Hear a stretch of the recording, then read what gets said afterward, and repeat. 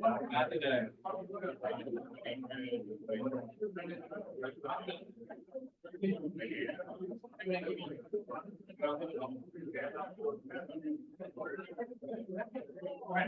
Yeah, we're gonna progress.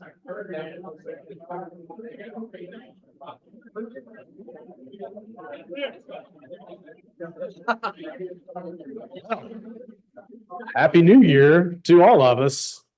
I just hit the wooden piece of the gavel today, so clearly I'm a little rusty. But I am glad to be back. Thank you to Jane Covington for covering for me last week while I was out sick. Welcome to the January 12th meeting of the Rotary Club of Brentwood. My name is Drew Rogers, and I have the privilege of serving as the president of our club this year. I did want to make a brief announcement that Curry Andrews, I don't know if this is foreboding or I don't know what, but 2 years ago, Friday, January 7th, 2022, no Rotary because we had 6 inches of snow. Friday, January 14th, 2022, we had no Rotary because we had no heat.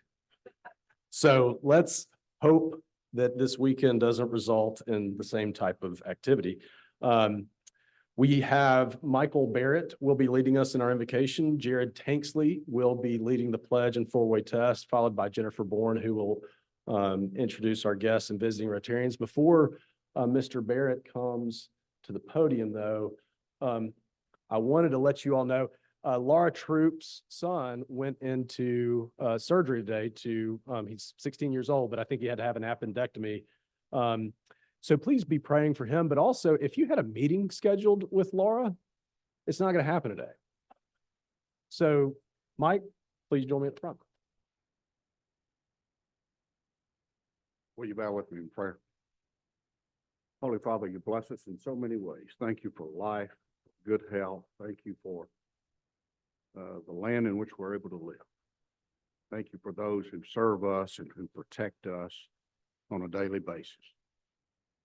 We're mindful of those who we know of who are in need of your prayers. We ask that you continue to be with George Johnson and James Davis. We're so grateful that Bart King and for Susie Lindsay that they're able to be with us today for their recoveries. We ask that you be with Laura's son and as he goes through his surgery today. Father, we're grateful for Rotary, thankful for this worldwide organization, grateful for our club in the way that we're able to service above ourselves to others and be a blessing in others' lives. We're thankful for this food. We ask that you bless it to our bodies as we continue to try to serve you and do what's right, and that you'll strengthen us and continue to watch over us. Through Christ we pray. Amen. Please face the flag and join me in the pledge of allegiance. I pledge allegiance to the flag of the United States, to the republic for which it stands, one nation under God, indivisible, with liberty and justice for all. Now the four-way test. Thank you. Say and do first. Heard. And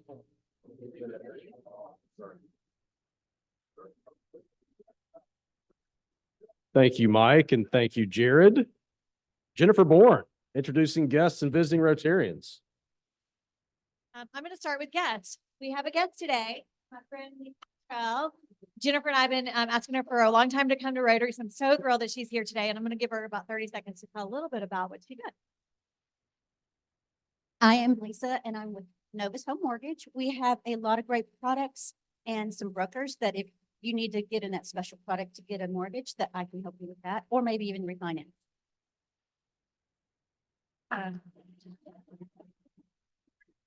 Okay, and we do a visiting Rotarian from the downtown Franklin evening Rotary. So some of y'all have been to this club. She's here today to tell us a little bit about something coming up that here in the. Please welcome Leslie McCain. Wonderful. Thank you for being here, Leslie. Wonderful. Lisa and Leslie, thank you for joining us. We have a full program today and quite a few announcements before we get to Happy Bucks and our speaker, who will be introduced by Burt Bradford. But the first announcement that I have that I wanted to share with you all, this is a little bit off script because I got this right before the meeting today, is every now and then, many of you know that I'm a big Auburn fan. And being part, yeah, I know that's a surprise.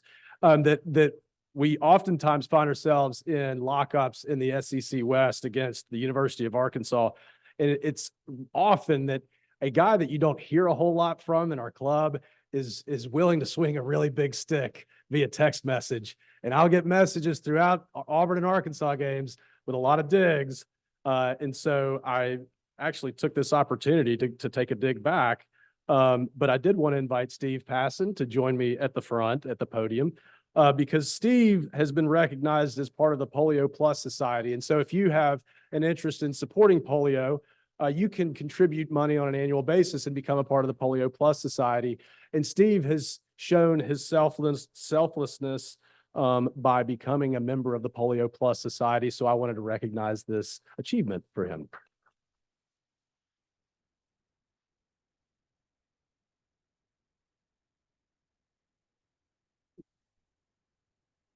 Thank you, Steve. And I guess maybe that will teach you to text me during an Auburn, Arkansas game. We have a lot of fun that's going to happen here today because we have two new members to induct into our club. And so I will start by asking Zach Benner and Banks Hickman to join me at the front.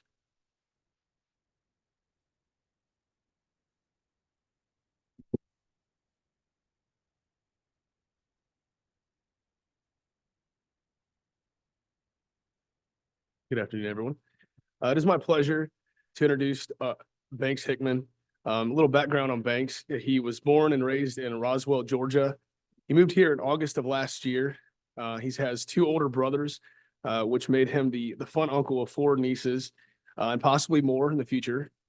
Currently no wife, no kids of his own, but he does possess a friendly giant of a Saint Bernard named Frankenstein, who I think just is shy of 200 pounds. Yeah, he's a big boy. He grew up playing sports, really doing anything outdoors, which eventually led him into the career of a certified arborist. Word to the most in getting involved in the club is the Rotaract and the interact with the side of Rotary of the club and being able to help out those in need. A nonprofit that he's been able to work with here is called the Davis House, which it was introduced to him by Jacqueline Ledbetter in the Franklin Rotary Club. Their mission is to help children and families of the children that have been physically and sexually abused. So as many, unfortunately, that's happened in our community, that's a really important thing. So speaks really highly of Banks. And on a personal note, I was able to go out to eat with him and got to know him. A great heart of a man and been through some challenges as a lot of us have, but overcome that. And that's the man he is today. And I think also too, just, you know, when I look back and when I joined, I mean, he jumped in right away and went to Waverly helping out, you know, many times. So you've seen him then. So isn't it awesome to have a new member that is already getting their feet wet, jumping in? That's just a really amazing thing. So without further introduction, please welcome our newest member to our club, Banks Hickman.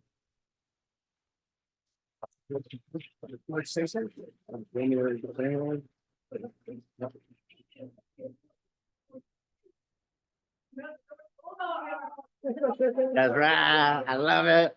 Kirby's the new king. No, thank you all for allowing me to be a part of the club. It does mean a lot. To say that you guys have been welcoming is an understatement. I've only been here for a handful of months and I feel like I've already gotten to know a lot of you pretty well. And the ones that I haven't, I look forward to. One thing that Zach touched on was the Davis House. Leslie, I'm sure you've heard about it plenty of times through Jacqueline. I know it's not the most comfortable topic to talk about, but it does need to be, and it does need to spread awareness. So if you guys do want to learn more about it, just come talk to me after and I'll gladly discuss it then. But again, thank you very much.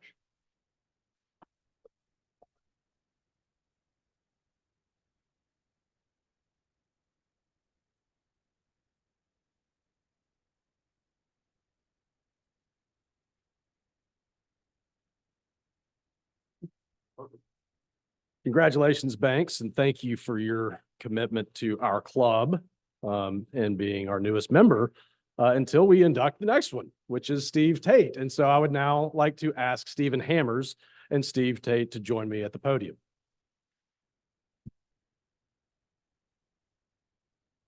I would like to introduce a good friend of mine that I've known for almost 19 years. I say unfortunately, but he's a good guy. He's actually been married 38 years to his wife Wendy, who's a very good photographer. He has 3 children and 9 grandchildren. He is actually one of the few natives of Nashville. And he made Rod feel real good that when he was a little kid, he used to go to the Vanderbilt games and watch Rod play basketball. My hero. How does that feel? And he was his hero. That's awesome. He received his undergraduate and graduate degree from Trevecca University in education. He's actually been in the insurance business as an agency owner and a broker for the last 30 years. And he's volunteers quite a bit, so he's really good for our club. Mostly the Men of Valor, which is a prison ministry, as a board member, a teacher, and a mentor, and Junior Achievement in Middle Tennessee. He's on the board and mentor of the Maple Ridge Ranch. We actually went to church together for a long time. We've done a lot of biking together. And that was back when he didn't have any gray hair. His hobbies are cycling, fly fishing. He makes pens. So if anybody needs a pen, he's happy to make it. But his favorite hobby is spending time with his grandchildren. So welcome, Steve Tate. Say hello. Say hello. Say anything? Say hello. Well, thank you again. I am very honored to be a part of Rotary. I was actually a member of Rotary several years ago in Donaldson, but hey, I'm really excited about this group for sure. But yeah, I'm just excited. You guys have been welcoming. I've been here for a few months as a guest. You guys have been met several of you, enjoyed meeting, hopefully meeting more. So again, just thank you for having me, for sure.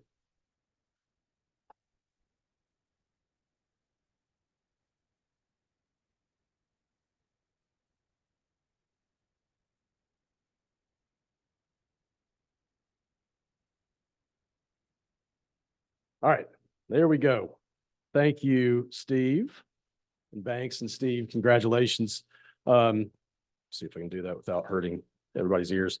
I'm going to give you, Linus, a second to pull up a video. And so having recently come off the end of the year and our foundation drive, if you can kind of picture for yourself, the flow of funds when you make contributions to the Rotary Foundation, the money goes up into the Rotary Foundation, and then ultimately it can come back to us in the form of district designated funds after it sits at Rotary in the Rotary Foundation for a 3-year period.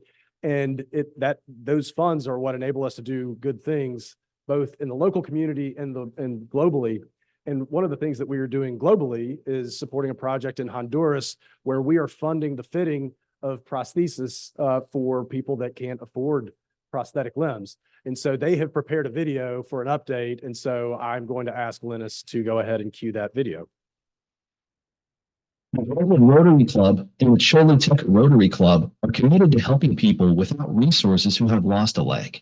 With the funds donated by the Brentwood Rotary Club, the second half of 2024 has seen the launch of the One Step at a Time, a World Without Limits program. Thanks to their generosity, One Step at a Time, a World Without Limits, has been able to help 15 people regain their mobility. The beneficiaries include people of all ages. The leg prostheses provided by One Step at a Time, a World Without Limits, are of high quality. This allows the beneficiaries to return to their normal lives and fully participate in society. Leg prostheses not only improve the quality of life of the beneficiaries, but they also contribute to the local economy. People who receive prostheses can return to work and contribute to society. The Brentwood and Cholitech Rotary Clubs are proud to support One Step at a Time, a World Without Limits, in its important work.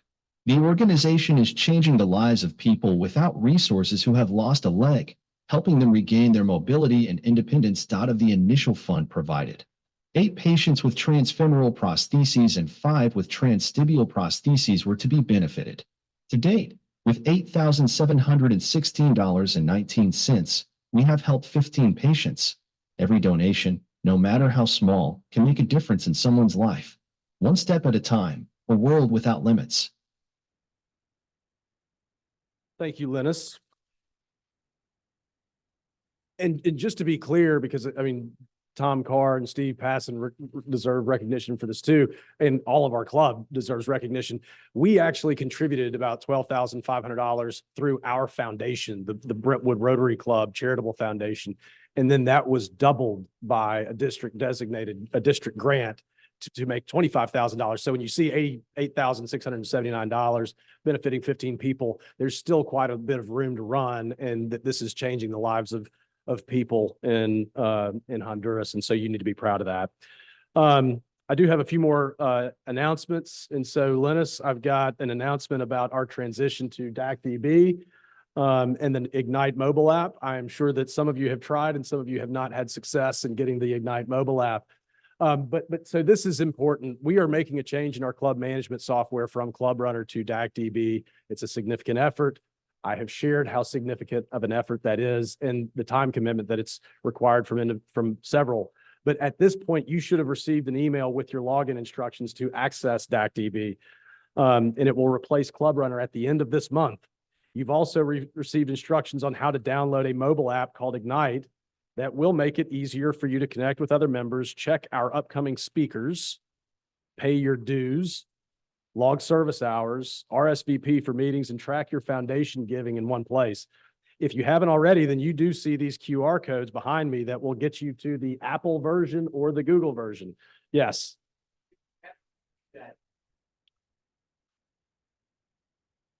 Susie Lindsay. And that was going to be my next comment. So you're like clairvoyant, Devin. If you haven't already downloaded them, then please do. But if you have already downloaded it and you have questions about your username or how to access it, both Susie and I have a spreadsheet where we can help you with those login instructions, and we will both stick around after the meeting today to help you with that. So please do that. It is important. And I appreciate your support and assistance on that. Patrick Wright, I'd like to introduce you to come up and talk about the Little Harpeth River. You seem to always be chewing whenever I call on you. Single time. So what does that say about you and me? So first, go blue, welcome. My fraternity clairvoyant fraternity brother, Devin, glad you're here. Got lots of stories we could tell you, but we don't have that kind of time right now. Little Harpeth River cleanup, 19th annual cleanup is coming up on the 3rd. Many of you have signed up to help primarily with check-in and registration. That is awesome. If you've ever been, you know it's cat herding 101. With kids, adults, lots of people trying to get everybody in and get everybody out to the river. What I could really use help on, and kind of my annual plea, are for folks who can lead a section. By that, I mean, take people to a designated site, get them down to the river, have them leave the trash in the right place, and then get them back to their car or mode of transportation at the library.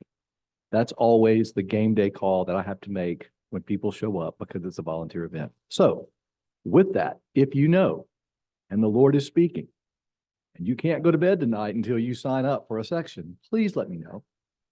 I've got some scouts that'll be back this year, some scout leaders who've done sections before. So I have some of those identified, but that's always the thing that morning that takes the longest time, is to put the right people on the right sections of the river, given the level of difficulty. So anyway, it's going to be a good event. We've got some good publicity. I had a great conversation with Jody Rawl this week. We'll have another article in the Williamson Herald and some stuff online. So anyway, thank you all for what you've done so far, and please keep the word going. There are flyers on the table. Take those with you. And again, if you can help me specifically with leading a section, as you know, we break it up into 10 sections. The day of, that would be very helpful. Thank you. Wonderful. So please make sure you sign up. It's actually already on the calendar in DAC-DB. So you could even RSVP to that event, and that would be a great way to use the Ignite mobile app. So how about that? RILA applications, Rotary Youth Leadership Academy. The applications are open. We are updating our website. We have updated our website. We're still working on it, Sheila. Thank you. But if you know children that are rising 10th and 11th graders that you think would be good participants in the program, please suggest that they apply. The application is on is online. Rod?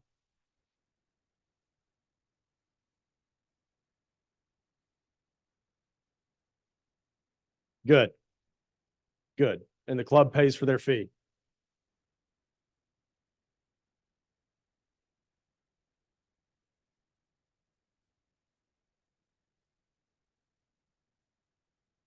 Yes, correct. So I know Jennifer Ruane's working on it with our interactors and Sheila's working on it. And so thank you to all of you, but applications are due April 1st. So make sure that you note that. I'm now going to invite Leslie McCain, who is a member of the Downtown Franklin Club, in the evening to talk about their upcoming Community Field Day fundraiser. Leslie. And hope for the best. I'm Leslie McCain on Allegra Printing and Mail. As I said, I am a member of the Downtown Franklin Rotary Evening Club, and we are hosting in February our second annual Community Field Day. So if you remember field days when you were a kid at school, kind of think of that. It's teams of 4 that will be competing for a trophy. So we're looking for a couple of things. Businesses that want to sponsor. Our keynote sponsor will actually have signage at all 12 events. So you'll be there where everyone is participating and playing. We'll be at the Williamson County Ag Field over here. So rain or shine, we'll be there. And we're also looking for sponsors. If you want to sponsor a nonprofit, it's $350. You'll receive a banner that says this business sponsored such and such nonprofit.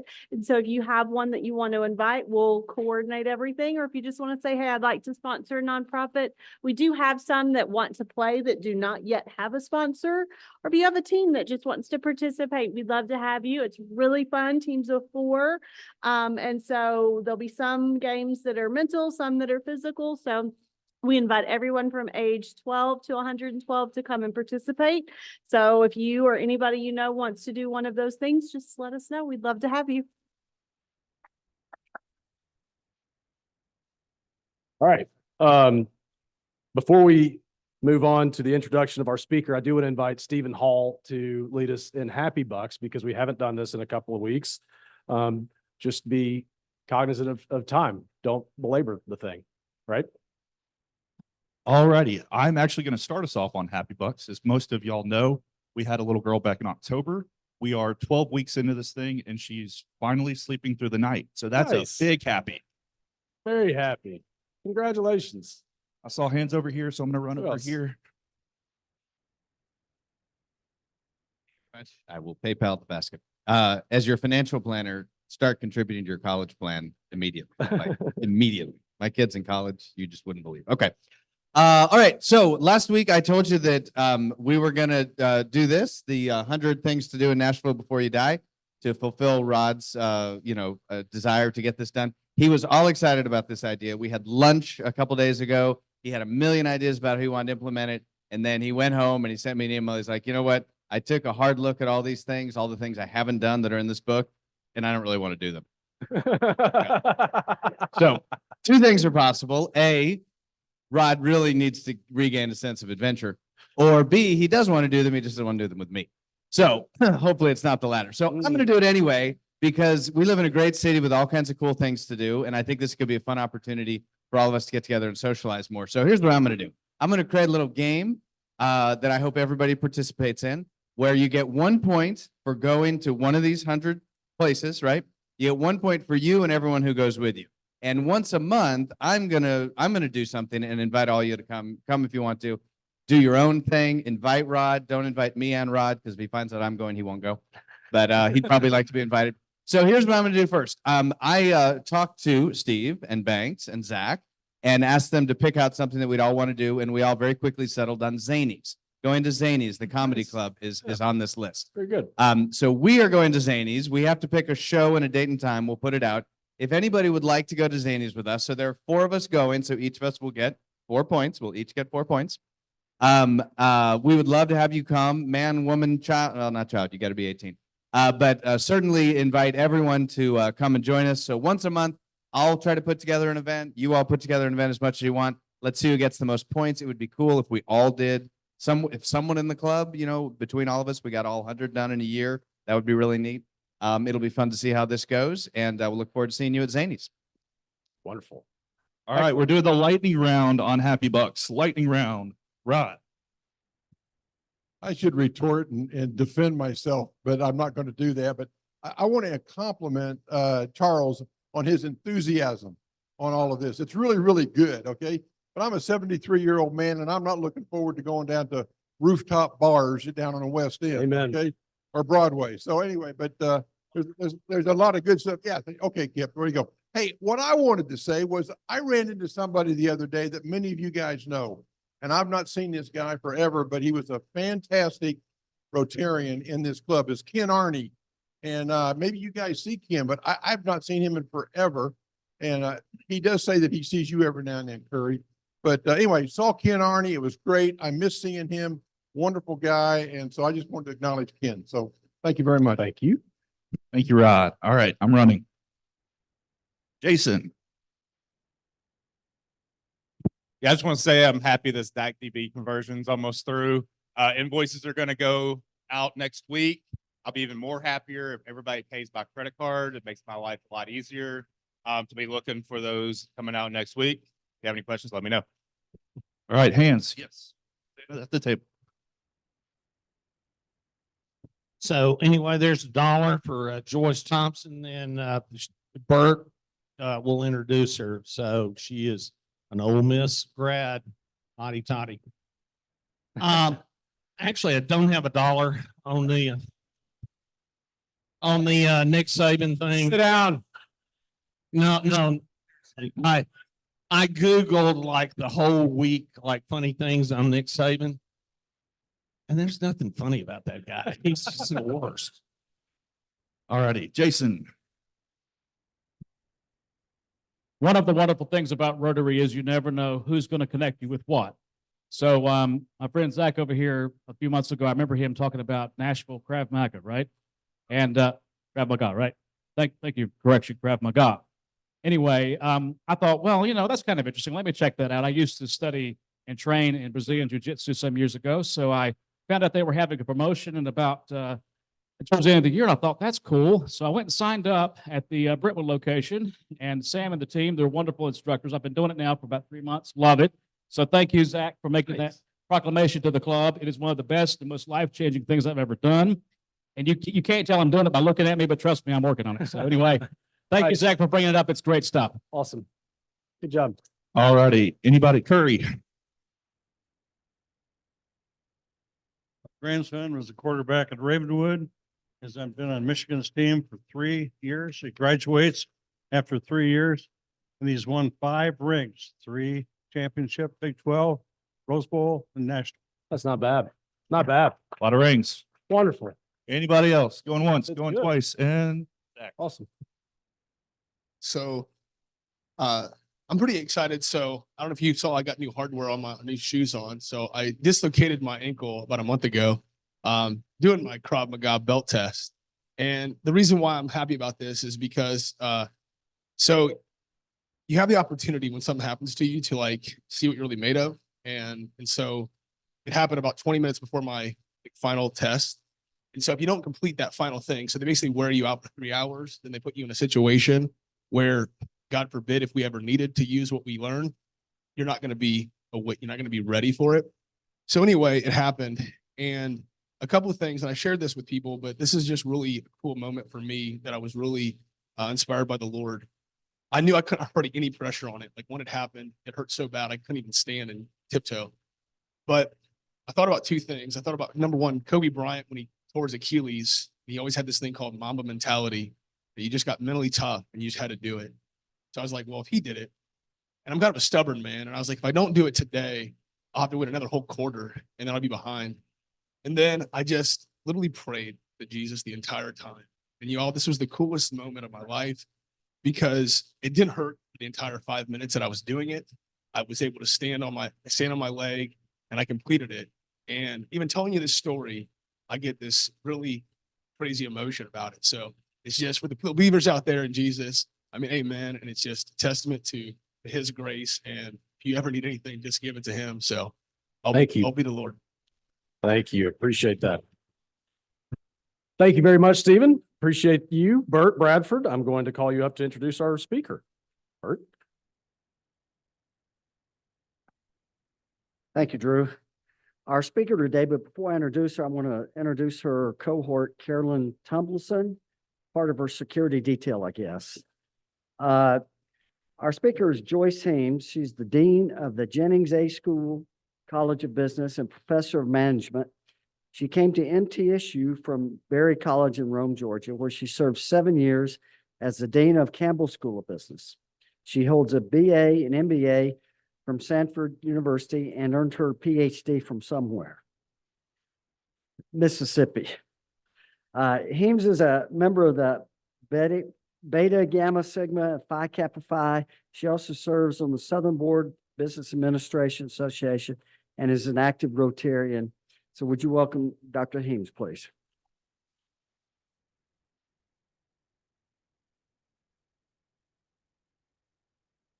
First of all, thank you for having me, and what a pleasure to be back among Rotarians. This is one of my favorite things to do in the world, where you can come and pray, you can say the Pledge of Allegiance, and you can be among those that feel good about giving testimony. Thank you so much. I am a longtime Rotarian. I'm a Paul Harris Fellow, and I believe in what Rotarian stands for, so I am delighted to be here. We're going to approach, I was asked to talk about goal setting.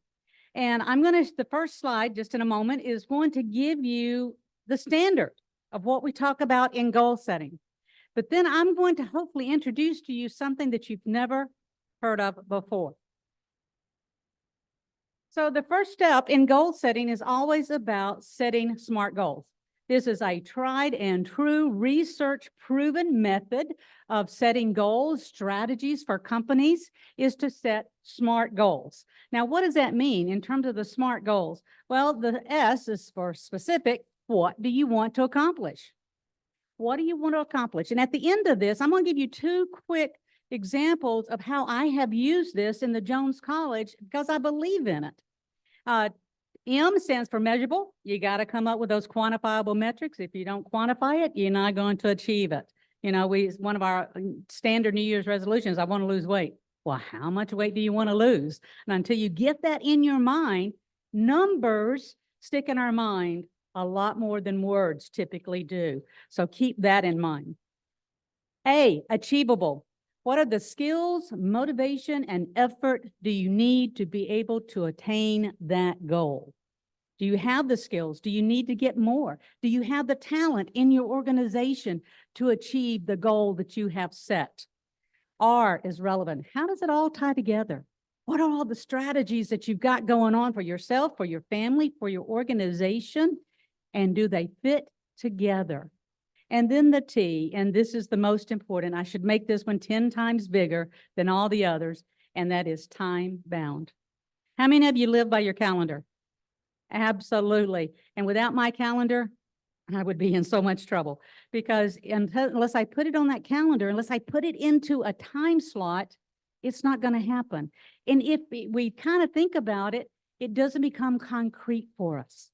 So putting it down as a time-bound obligation to ourselves, if nothing else, is the key to setting goals.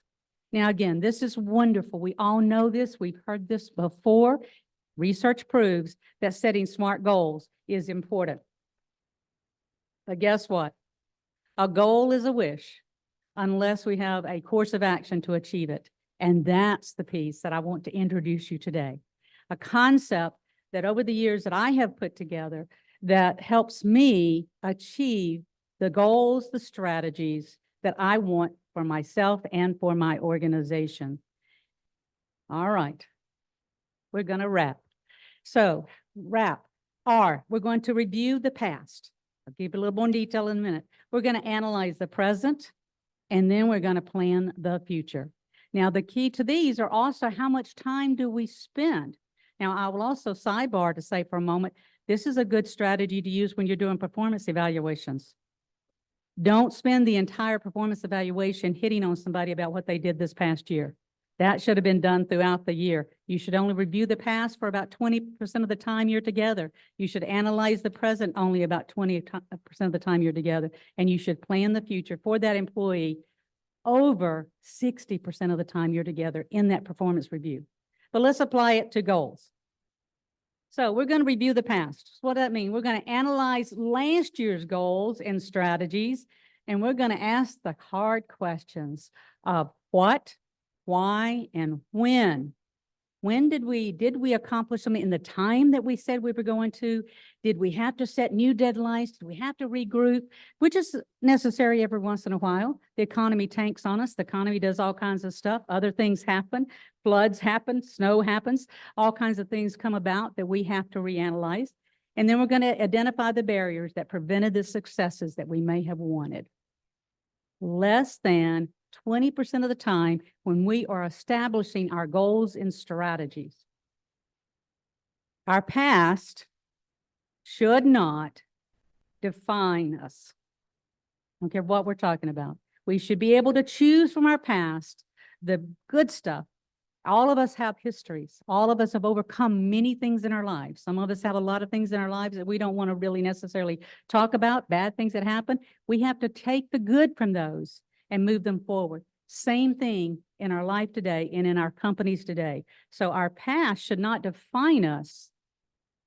We choose the parts that make us better to curate, to create the future that we want. All right, so now we're going to analyze the present. So what do we mean by that? We're going to take stock of current resources. And again, I'm going to give you an example in a moment of exactly what I mean by this. What are your financial, personnel, equipment, facilities? What is the current state of the resources that you have at your disposal today? Ask the questions of what, why, when. Am I going to get a new building next year? Am I going to add? Am I going to merge? Am I going to acquire? Am I going to expand? Am I going to pull back? What are you trying to do in terms of for where you are? Identify the opportunities that might aid in success. Now, this was different in terms of looking at the past. In the review in the past, we identified the barriers that prevented this success. Now we're in the present, and we want to identify the opportunities that might aid in the success. Here again, allocate less than 20%, because you and I should already know this. We've already lived it. We're in the moment. We know what this stuff. So we're just going to take stock of all of that. So how do you create your future, personally or professionally? You got to innovate. And that means you've got to be open to what can come next. All right, so we're going to plan the future. We're going to identify needed resources for the goal at hand. What is it I'm trying to accomplish? Again, financial facilities. I know what I've got, but what do I need for this particular goal? Identify the responsible parties. Put some names on that piece of paper. And let me just sidebar, you got to write it all down, because until you write it down, until you put it into a calendar, until you put it into a planning document, it is not going to happen. Carolyn and I traveled the state. We've been all over the place, and I love it. She's got her book out right now. She writes down everything, and I love it, because until, we forget. We get into conversations and we forget what we've said and what we planned and what we promised. And so you got to write it down. You got to identify those responsible parties. You got to put names by it. You got to recognize the potential barriers. Absolutely. Create a list of all involved / affected parties. If you're trying to roll out a new program or a new initiative, who's going to be impacted? Who up the ladder? Who down the ladder? Who in the community do you need to contact for this initiative? You're going to set meetings to roll out the initiative. You're going to make sure that you are talking to and you pave the way for whatever it is you're wanting to accomplish. And here it is again. We're going to lay out the timeline with measurable points. Now, here's the thing is we're going to allocate 60+%. And poor planning will get you nowhere. Proper planning will prevent problems. Proper plannings will provide you with the opportunities for the future. All right, so we're rapid. We're reviewing the past, we're analyzing the present, and we're planning the future. Now, how have I used this? Again, I believe in it. So first example I want to share with you is I arrived last year at Jones College on July 1. So I've been here just a little over 6 months. And I could not tell you how happy I am to be in Middle Tennessee. Yes, you heard a little bit about the thing. I grew up in Alabama in a very small, small little podunk town. Does anybody know where Guin, Alabama is? Guin. Do? Yeah, you were the Aubie. You were in Auburn. Yeah, okay. All right. So you probably traveled by there a lot. So about 16 miles inside the state line on that corridor 78 headed to Tupelo and on into to Memphis, little small town. But that's where I grew up in Alabama. And I went to Samford University. It took me 8 years to get my undergraduate degree, 4 years to get my master's degree. And I'm not a slow learner. I was just raising babies and working full time and doing all kinds of stuff. Many of you can identify with that, trying to get through. And then at the grand old age of 43, I put my world on hold to accomplish my goal. My son graduated from Auburn in May of that year. And in fall of that year, I started the PhD program at Ole Miss. So, and loved my time in Oxford. Those things, you know, how we identified. So when I got to MTSU and I started looking back at all the things that I had accomplished in my life, it was like I had been planning to be here. There is so many things that we do in the Jones College of Business that I said, yes, this is where I'm supposed to be. And Middle Tennessee has welcomed me more than any other place. I've lived in Mississippi, Alabama, Georgia, West Virginia, and this will be where I retire. You're stuck with me now, sorry. All right, but I'm delighted to be at MTSU and in the Jones College. But one of the things I started to look at was what are some of the goals and objectives that I wanted to accomplish? And one of them was that I wanted us to have and to launch a premier executive education program to provide training and development for companies across Middle Tennessee at all levels, from line management to the C-suite. That had been a part of my past. I had done training and development for a number of years. I had provided training and development for companies all over the state of Alabama and across Ashley and into when I was at West Virginia, we traveled the U.S. doing training for labs for, and it was wonderful. So then I said, okay, well, how am I going to do that? So measurable. So we said we're going to do 20 workshops on market topics like cybersecurity, AI, developing leaders, Six Sigma, technology. What kind of technology do companies need right now? And I was told, you can't do this. You can't pull it off. Well, that's kind of like telling me I can't go out that door. I'm afraid to try even harder. But so I said, we can do this. Achievable, skills and motivation. I had to have the skills and I couldn't do it myself. So I said, okay, I have over 120 faculty members in that building that know all of the things that we need to share across Middle Tennessee. I have got the skills. And I held a meeting and I knew we had the motivation for it. And I committed myself to pulling it together. So I knew that I would have the champion for it until I could get a center director, which I'm in the process of hiring. All right, so relevant, aligned with the other strategies. My overall goal for Jones College of Business is to grow the brand. I want anyone in the state of Tennessee, especially in Middle Tennessee, I want them to think MTSU before they do UTC or UTK or some of those other UT things out there. Before they think Vanderbilt, before they think Lipscomb. And being at small schools and then big schools, I know how those small private schools think. I know how the large schools think. I know what the problems that they're facing as well. So I know that we can be as good or better than all those schools. And then finally, time. And this is where they said, okay, Joyce, back it up. You're being too aggressive. In September, I said, I want to do this in spring 24. They went, come on. I said, look, I know. I'm scrappy. I really want to be able to do this. So we held a big meeting, pulled it together, and we set it out for spring. So what did I do? Review the past. Absolutely. We have a beautiful training facility for the Jones College. And they had held a smattering of exec ed programs. Faculty kind of one-off would do some things with companies. So I knew that we had some talent there that was being used. And I knew we had a couple of programs that we could build on. So taking a look back at it and saying, okay, why has it not really gone out before? Well, we haven't had a champion. And what were some of the barriers? Well, we just didn't have the marketing capability to do what we needed. Okay. So now I'm going to look at the present. That facility is there. We have the finances to do it. I convinced the MTSU top management of a new financial plan for this that would bring us, wait for this, sacrilegious, non-tuition revenue. What a new way to think for an academic unit. How can we supplement what we're doing in a way that would serve Middle Tennessee, but not just rely on tuition to do it? So I asked the questions of what, what, why, when, what's the timing, can we do it, and identified the opportunities. I got out and I started talking to people.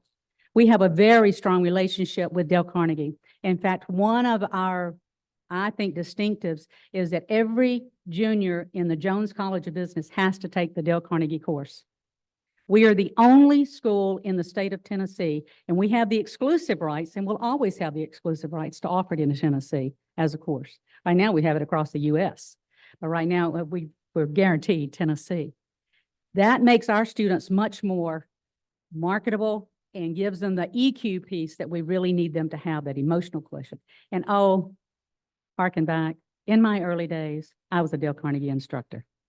So when I said, okay, when I said checking those boxes, believe me, I was checking the boxes. But when I look at this, so I called Alan Walker, our franchise owner. I said, Alan, I want to really do this exec ed thing. Would you help me do that? What can we do? He said, absolutely. He said, I think this is awesome. And he committed to helping me connect with all the companies that he has done training for. What a portfolio. I called and we talked to the Tennessee Chamber, the Rutherford Chamber. I called some people, analyzing that present to see, is the need really there? We have, and we revamped kind of our executive advisory council for the Jones College. And that is a set of executives, some alums, some not, that represent companies across Middle Tennessee.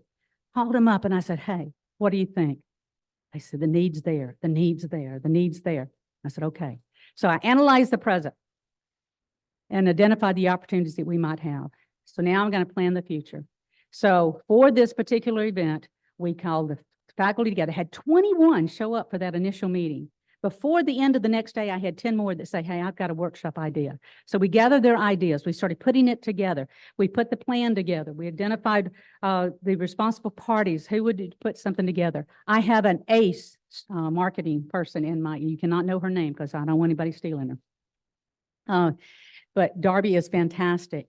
And so she started helping me collect that information, and she has designed the most phenomenal electronic brochure for us to have for this. Again, began to look at what model that we would have and created a list of all affected parties. And I had to go see my provost. I had to make sure that the president knew what we were doing and so forth, and what the community. And we set our meetings to roll out the thing. I am here to share with you that next Monday we launch workshop number 1. And we already have 23 participants in that first workshop. We have 20 more that are going to roll out in February. And I am just super excited. I think it's going to exceed my expectations. We have Nissan has already absorbed one of those. And so we've had to offer a second to the public on Six Sigma. Again, I think we're going to offer workshops that are going to be very important. We went through the goal setting, SMART goal, and I went through the wrap just as I've shared with you today. Very quickly, I'll go into one more quick example. Oh, we succeeded. I got to start. Okay. So back in August, talking to our MBA curriculum committee, I said, our MBA, let's realign that so that it meets the standards of AAC, number of hours, and add concentrations. Okay, that's our goal. We want to do that. Okay, Joyce, you're being aggressive again.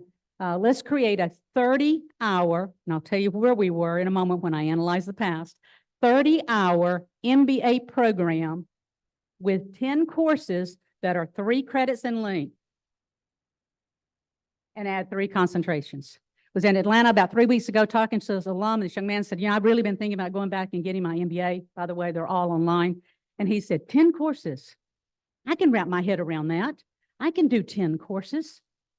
I have a granddaughter that is in an MBA program, and unprompted by me, talking to her, she's finished her first semester and she's in a similar type program. And she said, Grandma, 2 down, 8 to go. I know she knows exactly what she's going to take and when. So we started looking at this. I know it's possible. MBA curriculum. Do we have the skills? Do we have the motivation and the effort? MBA curriculum committee took this on, knew some problems that we were having and said, yes. Knew that the situation with faculty decided for some assignments and programs that they could do it. So then we said, okay, is it relevant? What is my overall goal? I want to improve the brand of Jones College. We have a sterling MBA program that is serving Middle Tennessee, does not dive up the brand of Jones College. Everything that I do is guided toward that. And then finally, fall of 24, to revamp an entire academic program in 1 year. Oh my goodness, again, very aggressive. So how do we do it? We reviewed the past, looked at it. We had gotten unwieldy and we were at 42 credit hours. It was this combination of some 2 credits and some 4 credits and some 3 credit courses. And you kind of had to work your way through this matrix of courses of what it would take. They got it down to 30 hours, made them all 3 credit classes. Now, if you decide to do a concentration, because they did the 3 concentrations in marketing, HR, and in IS, and then it might take you 36, 2 extra courses. But hey, that's doable, right? But the MBA is 30 hours. And now we're looking across, I'll get to that. I'm getting ahead of myself. Okay, so we analyzed the past. We said where we are, what is our problems, and what can we do? And then we looked at the present and we said, we've got the faculty, we've got the resources, everything's online.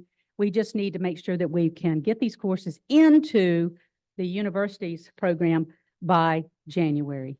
And they did.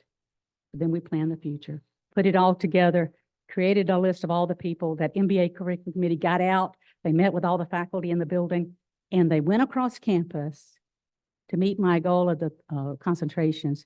And they talked to the College of Basic and Applied Science. And we're going to have an MBA with a concentration in concrete management. We're going to have an MBA with a concentration in aviation management.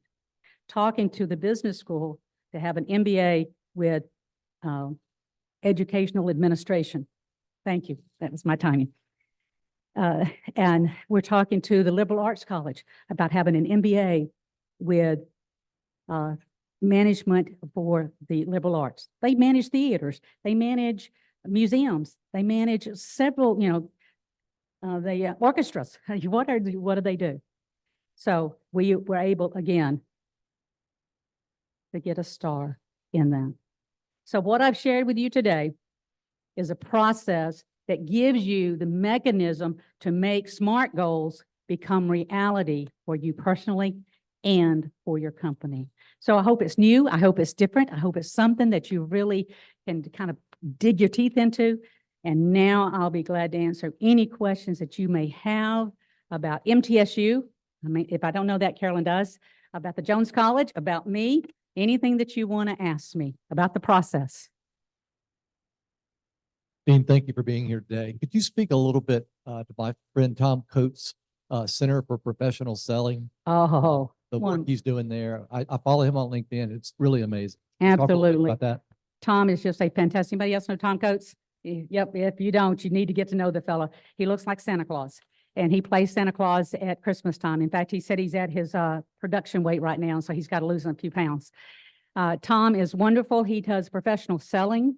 We just got the Professional Selling Institute nationally accredited. We're number 40 in the nation to get that national accreditation. He took a group to a competition last year, which I'm paying for students to go to competitions anytime I can get them out there to do that.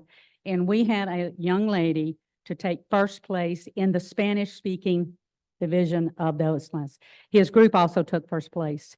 And so he is just doing some phenomenal things. He is helping me set up a podcast. It's one of the things that we're going to have we have a podcast studio on campus, but he has been doing that and he's going to help me continue to do that and do it because we, again, increasing our brand. And I could go through that one as well. But we also, just to talk about that, we had an IS, Information Systems team, go to a national competition. 200 teams across the nation came to this competition. And I'm not competitive, but we took number one. We were number one. Our team from MTSU was number one in that. We've had a team go in terms of our sales, our IS, entrepreneurship. We hosted a big VS meeting on campus a couple of months ago with, if anybody knows Josh Aaron, who is our Pam Wright Chair for the entrepreneurship program. We brought in over 450 students from 7 states around, from South Florida all the way to Michigan, and come in and be there to participate in competitions. And our team we just recently had a team go to Amazon, and they did a phenomenal job at Amazon. Question, yes, sir.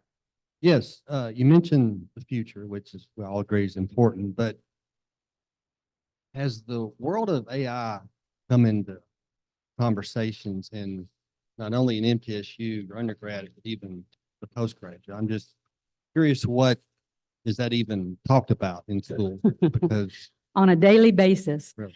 You know, in AI and chat GPTs, anybody heard about that?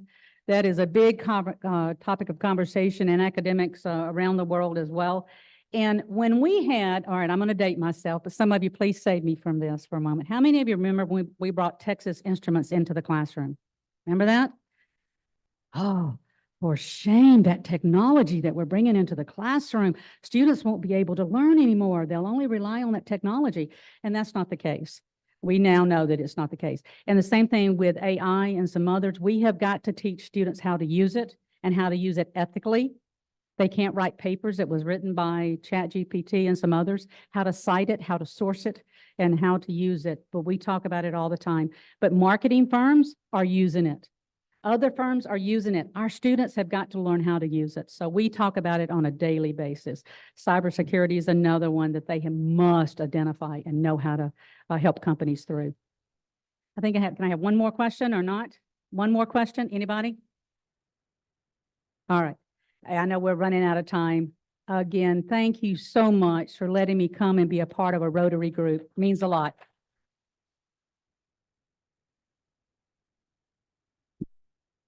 Dr. Heems, before you sit down, I do have a gift for you from our club. We have a pen that we would like to present to you so that you can remember your time with us this afternoon. And then the thing that we would like to ask you to do with that pen is to sign this book, which is a book that we read to first graders in the Brentwood community. And so if you can use the pen to sign that, I would really appreciate it. Thank you so much. Thank you, Dr. Heems, for being here. Lisa, Leslie, thank you for joining us this afternoon. Really appreciated you joining us as guests and visitors. We hope to see you again very soon. If you can please stick around and stack chairs into stacks of 8. We stick them by the table. If you have questions about Ignite, come see me or Susie. And if there is nothing else for the good of Rotary, then we are adjourned.